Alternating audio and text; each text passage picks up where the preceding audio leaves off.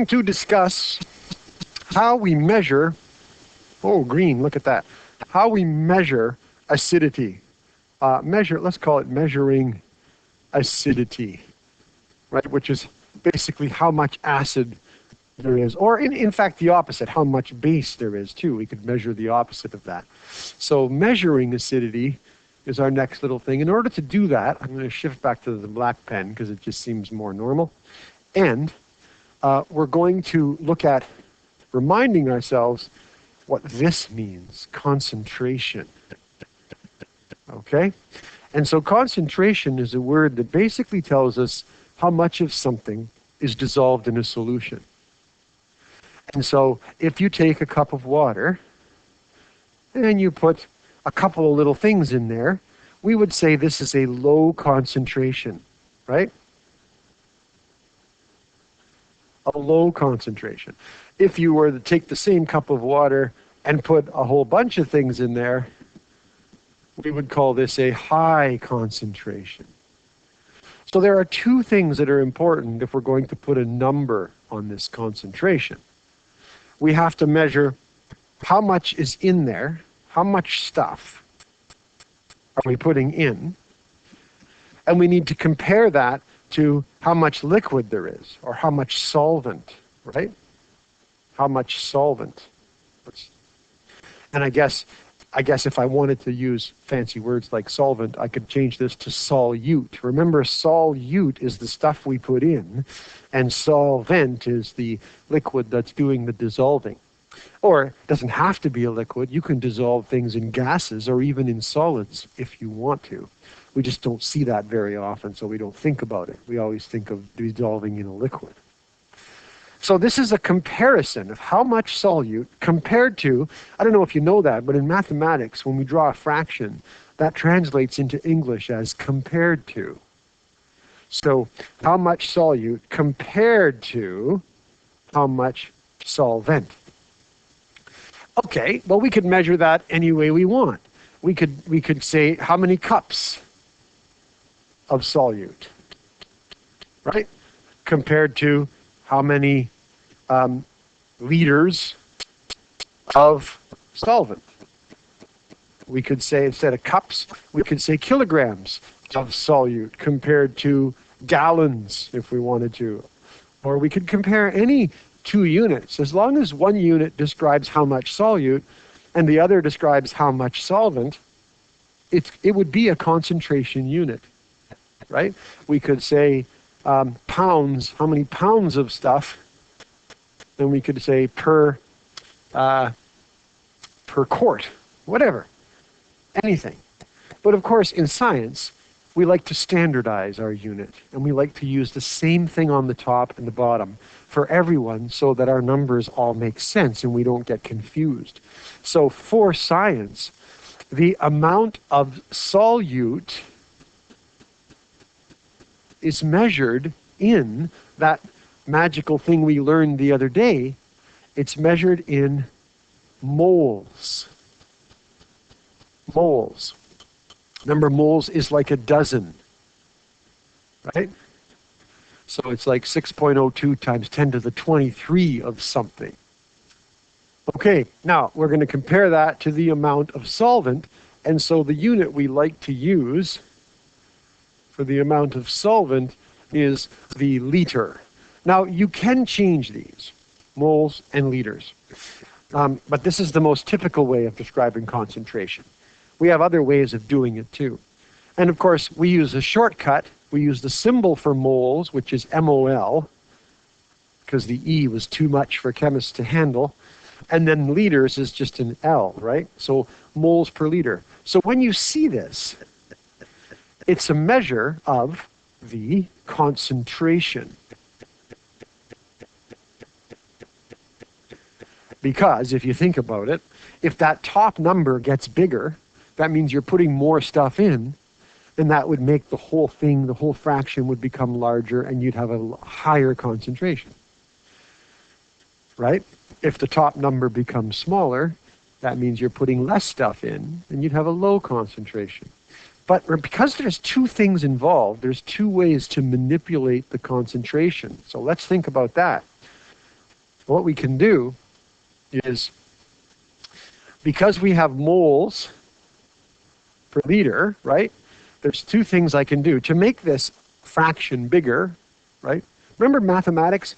If the number on top gets bigger, 12 out of 2, and then 30 out of 2, 105 out of 2, as the number on top grows bigger, then the value of the entire fraction, if you worked it out with division, also gets bigger, right?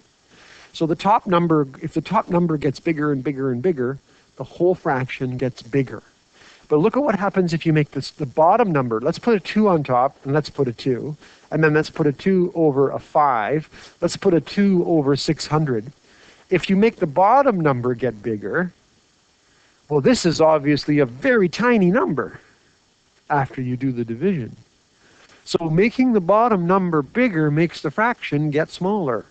It's kind of a reverse relationship, right?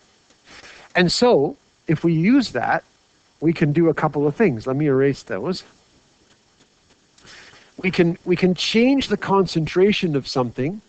We can make the concentration get bigger, concentration bigger, if we do the following things.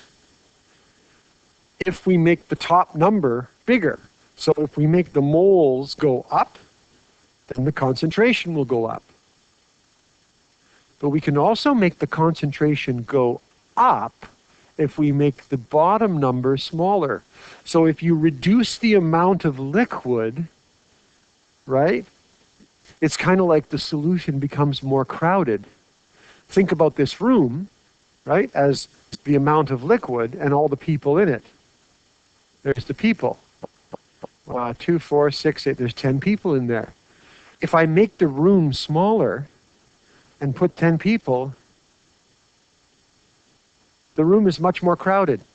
We say it's more concentrated.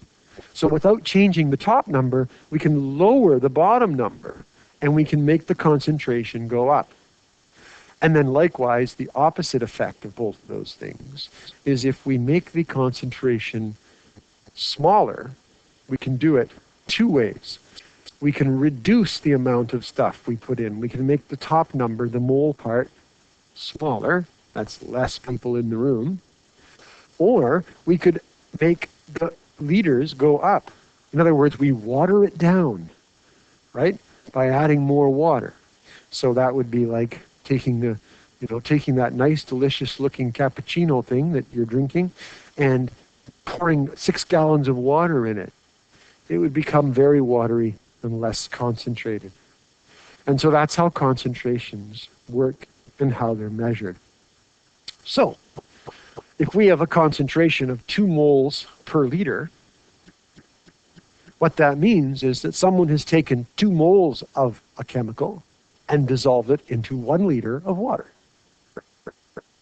And obviously, if you take that same 2 moles per liter and you dissolve it into a half of a liter, or a tenth of a liter, or a milliliter, that would be more concentrated, right? If you have 6 moles per liter, that's more. It's a bigger concentration because you put more stuff into that same liter of water. And that's how we measure concentrations. So it's a measurement of how much stuff is being put into a solution. And that's important because we've been talking about putting chemicals into water to make solutions. And so, let's take a look. We've been talking about, for instance, when you take like an acid, like let's do H2SO4, and you put it into water. This little AQ, remember, means we're putting it into water. And what we've noticed is that when it goes into the water, it breaks apart into ions. The H's come off, and they form a particular kind of ion by riding on a nearby water molecule called, anybody remember? Wyatt should remember. Hydronium, right? H3O+, hydronium. So that's really just these H's right over here that have come off, but they hook up to another water molecule. We talked about how that happens. And they are there, okay? And then what's interesting is when we realize there's two H's here, see the two, that means there's going to be two of them that have to ride, so there will be two hydroniums being made. Two H's will be free and make two hydroniums. And then, of course, we also have the sulfate ion, the 2 minus, that is separated as well. So look what we've done. We've made hydronium ions in the solution. We might want to know, what is the concentration? So if I want to know what the concentrations are and how much hydronium I made, I can use the red numbers. Now remember, we don't show ones, but there's a 1 here and a 1 there and a 2 there. So those form a ratio. We know that the hydronium that's produced will be twice as much as the sulfuric acid that I put in. So watch this. If I add 6 moles of sulfuric acid to this solution, how many moles of hydronium am I going to get? Well, it's a ratio of 1 to 2. There's always twice as much hydronium. So I'll have to get 12 moles of hydronium. But if I choose to put in 0.5 moles, right, then how much hydronium will I actually get? 1 mole, twice as much. And so we can use these numbers that we've learned for balancing to tell us about the number of moles. But remember, they're just a ratio. They tell us the proportions, right? We also know that if I put 6 moles of sulfuric acid, how many moles of sulfate ions will I get out of that? I will get 1. It's the same. It's 1 to 1. So I would get 1 mole of this over here. Now, if we do all this in a liter, then we can describe it as 6 moles per liter would be the concentration.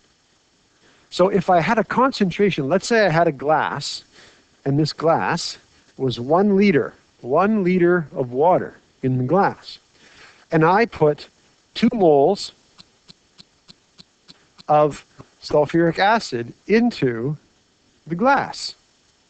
How many moles of hydronium would end up in the glass? How many moles of hydronium would end up in the glass? Well, the ratio is 1 to 2. There has to be twice as much hydronium. So if I started with 2 moles and I put that in, I'm going to end up with 4 moles of hydronium after it's done its thing. So the concentration of sulfuric acid was 2 moles per liter, because it's 1 liter of water. But the concentration of hydronium is 4 moles per liter. So you see how we can use those numbers to help us. Okay, we're almost there.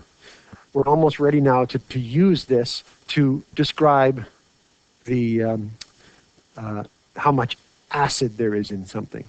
So let's look at what we're going to do. The problem with chemistry is it deals with a very wide range of numbers, a huge range of numbers.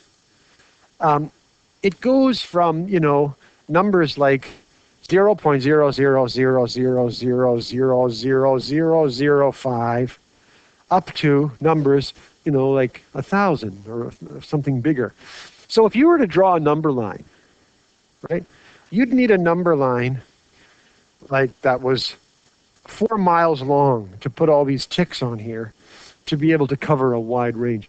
Whenever we have a wide range of options, a simple number line that counts 1, 2, 3, 4, 5, or 10, 20, 30, 40, 50, doesn't work. Because even if you use a big scale, like 1,000, 2,000, 3,000, then you lose the detail. So what we have to do is we have to develop a new kind of scale in order to deal with the big range of numbers that we would get in chemistry when we talk about concentrations. So here's how we do big ranges of numbers. This is just some math to get us going. We do what's called a logarithmic scale. Logarithmic. Now that's a fancy word that you haven't learned probably yet in your math class. Scale, all right? On your calculator, you've probably seen a button that says log on it. And that button is what does this for us. We don't really have to worry about the complicated mathematics of it. We just have to understand how it works. So let's say you take a simple number line. I'll draw a number line here, a normal number line, and you put ticks on it. And you count 1, 2, 3, 4, 5, 6, 7. So this is like your ruler, right? Well, what you'll notice is every time you hop one of the steps, you go +1, right? +1. So you're jumping by +1 every step. And that's why it takes a long time to get to a number like 10 billion. You got to go 1, 1, 1 + 1 all the way up. Well, there's a way that we can make a scale that will jump up much faster. So what we do is we imagine a scale that is based not on simple numbers, but on an exponent. So we take the number 10, right? Well, if you put a 0 on 10, 10 to the exponent 0 is 1. 10 to the exponent 1 is 10. 10 to the exponent 2 is 100. 10 to the exponent 3 is 1,000. And 10 to the 4, we'll just do that many, but you can keep going as long as you want, is 10,000. Look how fast. We're already at 10,000 with only 4 numbers or 5 numbers. So what we do is we create a scale that uses these as the numbers. In other words, instead of going 1, 2, 3, 4, 5, 6, 7, 8, 9, 10, we imagine that these numbers are all the exponents on top of a 10. Even though we don't write the 10, we just call it a logarithmic scale. And that means if you jump from here to here, it's times 10 every jump. See? 1 times 10 is 10, times 10, times 10, times 10. And then we can get up to a very large number. After 4 jumps, we're already at 10,000. Whereas before, with 4 jumps, we were only at 4. So a logarithmic scale is a scale made of exponents on a 10. Actually, they could be on any number, but usually we use a 10. And for one we're going to use, it's a 10. So we're going to use a scale, all right, that goes from 0 up to 14. So 0, 1, 2, 3, 4, 5, 6, 7, 8, 9, 10, 11, 12, 13, 14. 1, 2, 3, 4, 5, 6, 7, 8, 9, 10, 11, 12, 13, 14. This is going to be a logarithmic scale. So these numbers, you have to think of them as exponents on a 10. Okay?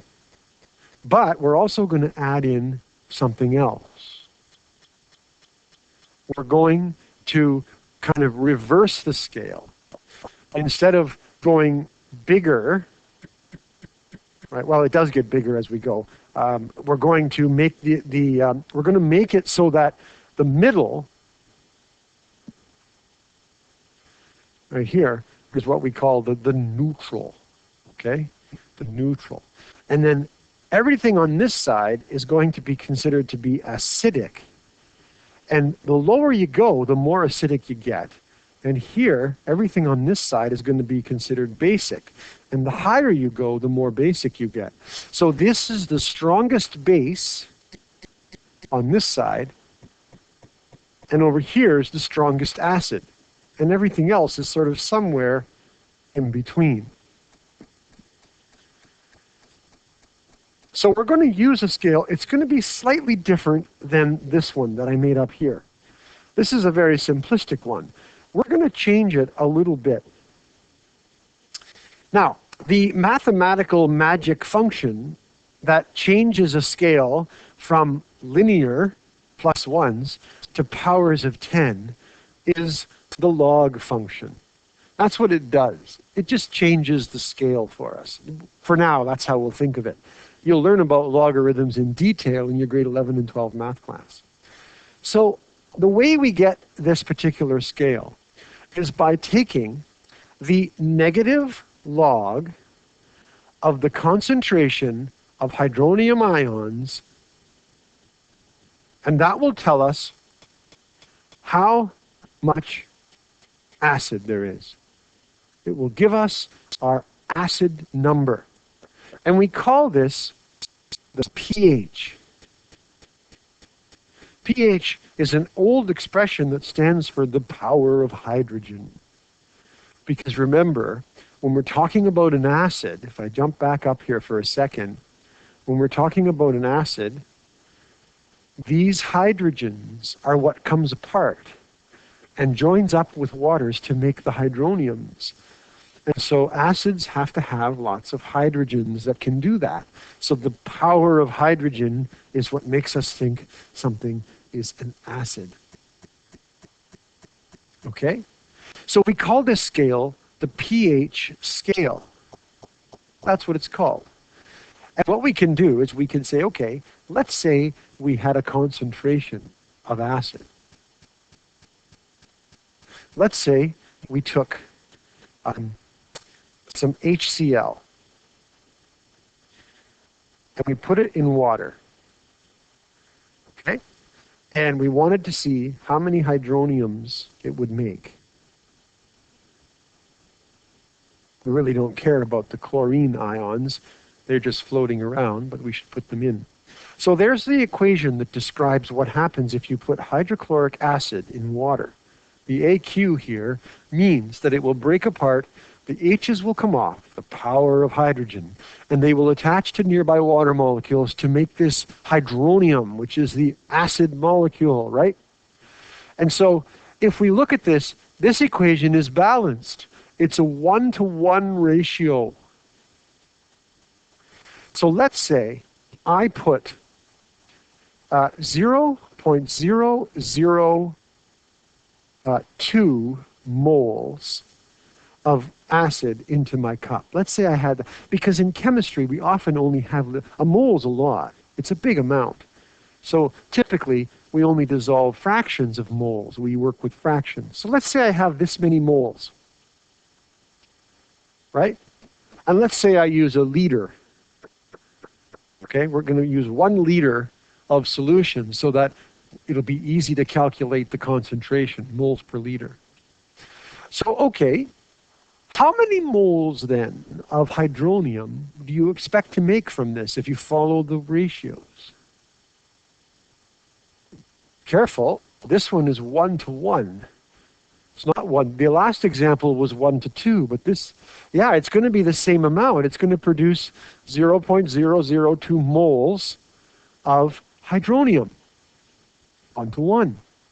So the first thing you have to do when you're trying to figure out the pH of something is figure out how much hydronium you're going to get by drawing a little equation and looking at the ratios.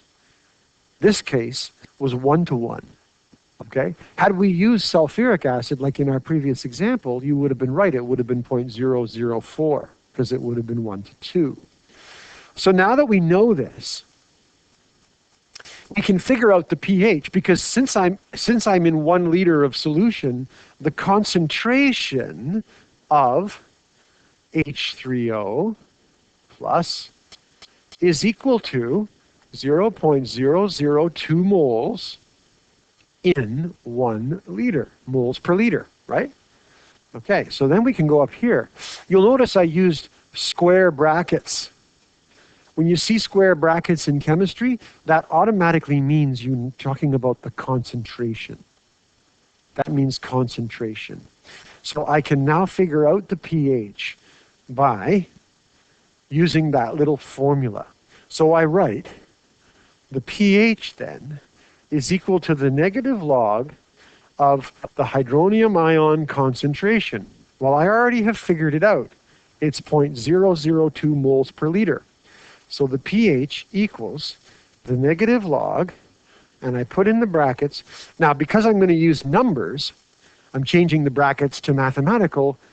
ordinary brackets.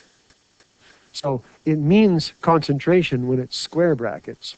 But now I know the number, 0.002, and it's moles per liter, right? Chemists often like you to put units in with things, so maybe I should put the unit in. Units are tricky sometimes, but I guess for learning, it's a good idea to start like that. So there's my concentration.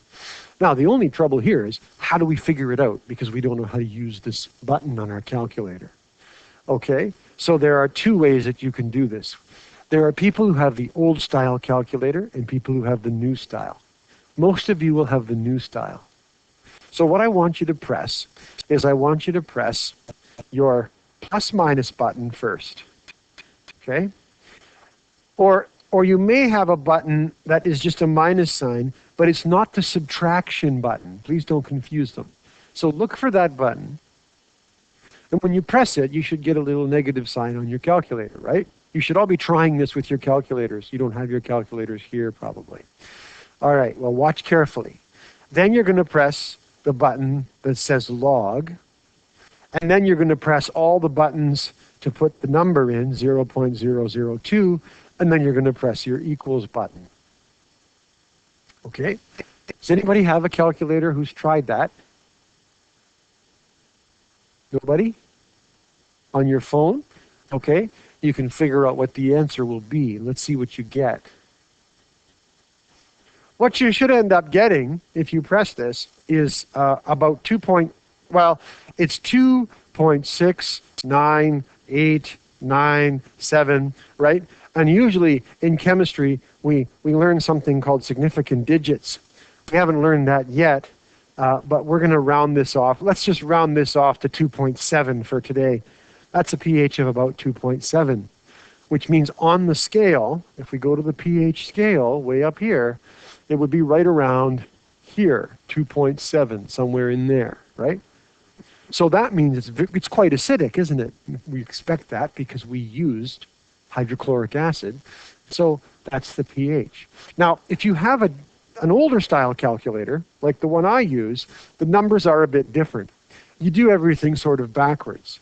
What you have to do is press the 0.02 first, then press the log button, and then press the plus or minus button, and then you will get the answer. In fact, you don't even have to press equals. As soon as you press the log, it works it out for you. So that's really all you have to press, right? And the nice thing about this is you don't even really need to press the plus minus, because you just know if you get a negative number, you flip it, right? You just switch the sign. So it's very easy. You just press the number and press log. So you can try that on the calculator. If you got an error before, just try pressing 0.002 and then press the log button and see what you get. What you'll probably get is negative 2.6987, right? But then when you press this, it would change it to positive. So you should still get 2.7 as your answer. And that's how you calculate the pH. And it tells you where on the scale you would be in terms of how acidy you are. Okay? Now, let's look at the pH scale just kind of to give us some ideas about where things are. 7, if you're at 7, which is right in the middle, we call that neutral. Neutral. That means you're not acid and you're not base. What that actually means in terms of chemistry is that inside the cup, there's equal amounts of hydroxide and hydronium. If you remember water, doing the water dance, right? And it makes those two things, but it makes the same amounts. So it's neutral. It's not acid or base. But then 6, 5, 4, 3, 2, 1, if we go all the way down here, and then 8, 9, 10, 11, 12, 13, 14, if you have a concentration of this acid, this HCl that we just did, we got about 2.7, so that put us right here. Well, believe it or not, that's pretty close to the acid in your stomach. that digests your food. It's hydrochloric acid. And stomach acid is sort of in this range, right around here. That's where stomach acid is on the scale. And it's pretty acidic. Stomach acid dissolves almost everything you put, or not dissolves, but reacts with and breaks down almost everything you put in your stomach. Turns it into a gooey liquid, right? In fact, this acid is so strong, it can actually break down like a penny. You swallow a penny, now usually it doesn't stay in your stomach long enough. It moves through your intestines and it comes out the other end, still a penny.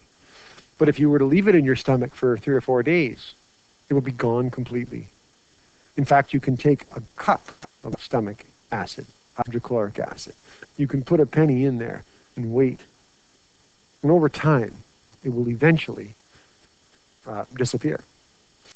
When we drink pop, pop is also sort of in this range. Soda pop, Coca-Cola, Pepsi, whatever. And that's because it has carbon dioxide in it, which makes carbonic acid. If you go to your car outside, you'll see down around here, somewhere down about here, is battery acid. It's very, very acidic. And that's because, or that's why it does things. It can hurt your skin, irritate your skin. It can peel the paint off your car if you spill it on the paint.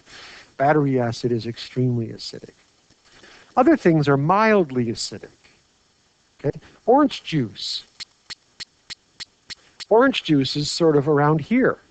I'm going to run out of colors here, but there's orange juice. Orange juice is just about as acidic as your own stomach. Tomato juice, very similar. Coffee is sort of somewhere else. Coffee is kind of in this range over here. Coffee is mildly acidic. It doesn't do a whole lot of reacting. But if you drink black coffee first thing in the morning, some people find it upsets their stomach because it's a little too acidic, right? And tea as well is a little bit acidic. Now, on the other side of the scale, we get past neutral and we get into things that are basic, things that are producing actually hydroxide ions in excess. And bases are, most of our food you'll find is acidic. The reason is because acids taste a little tangy. We like tangy stuff. We like sour candies, and we like the sourness of juice, and we like the tang that acids give our tongue. Bases taste very bitter. They're not nice tasting. Very few foods have a lot of base in them because it makes food taste extremely bitter. Things like spinach and kale, they taste kind of bitter because they have basic chemicals in them. The plants actually produce those chemicals on purpose to try to stop things from eating them. Because if you're a plant, you don't want to be eaten. But there are things we use in our house that aren't food, like bleach. Bleach is sort of up here somewhere.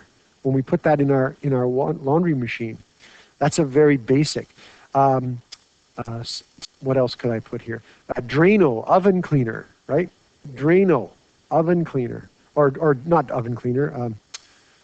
To unclog your drain, right? The stuff we pour down the drain to unclog it. Drano. That's very basic stuff. Ammonia, right? Now, again, it depends on how much you put, and depends on the concentrations, but ammonia can be concentrated to be just about anywhere on this right side of the scale. But if you think about, like, the one thing you know of that has a lot of ammonia is Windex. You know the smell of Windex? That's ammonia. So that's up here somewhere in this sort of basic region as well. Ammonia, so Windex. Baking soda, it's also sort of somewhere up in this range. These are strong bases, baking soda. Okay? And that's why we use these to clean, because a lot of our stains that we have to clean come from our food.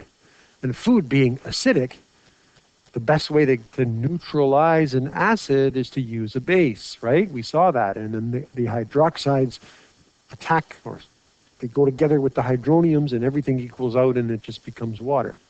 And so those are some of the things that you can imagine if you were looking at a pH scale and what you might find. In the chemistry lab, we often make acids that range anywhere from 1 to 7. And we can make bases that range anywhere from 7 to 14 because we can control how much we put in, or we can control the volume, right? We can control the concentration. All right, so that's basically a quick intro to how we calculate the acidity or the pH of something. We did it here, 2.7. We put it on our scale. And what that essentially means, remember, is that these are powers of 10. Now, these are negative powers of 10 because you'll notice that we put a negative in front of our log. See this negative? These are negative powers of 10. Okay? So you can also think of it like this. Powers of 10 move the decimal. Okay, just to kind of help you. So if you look at what I did here, I moved the decimal. There's sort of 3 hops here, or that we could consider. So we know that it's going to be somewhere around 3. So we got 2.7, which is close to 3, right? And that kind of gives you an idea. One thing you should remember, though, before we quit, and that is that every step here is 10 times. So if you go from 4 to 5, something with a pH of 5 is 10 times more acidic than something with a pH of 4. Remember that important thing. So if you have a pH of 3 right here on the scale, and something else has a pH of 11, that's 10, 100, 1,000, 10,000, 100,000, a million, 10 million, 100 million times more acidic. That thing down there at 3 is 100 million times more acidic than something at 11. Remember that each move on the scale is times 10. So it's an incredibly big scale, even though it looks small because it only seems to go to 14. But those are powers of 10. Okay, so there's our introduction to the pH scale and calculating pH. We'll do another video with some more examples and going through the questions in more like a structured format. But for an intro, that's good enough.